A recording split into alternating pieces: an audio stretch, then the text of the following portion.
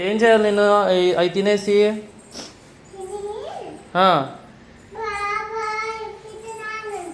ఎక్కడ?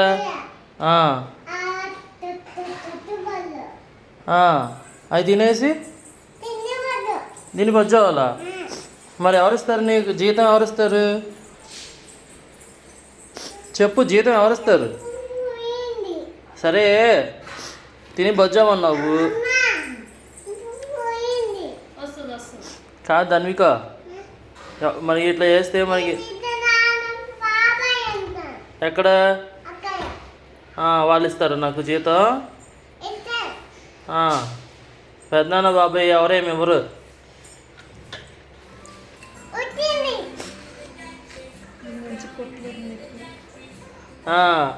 అవి తినేసి నేను అవి తినేసి ఆఫీస్లో పడుకోవాలా? అవును డాక్టర్స్ ఉంటాయి.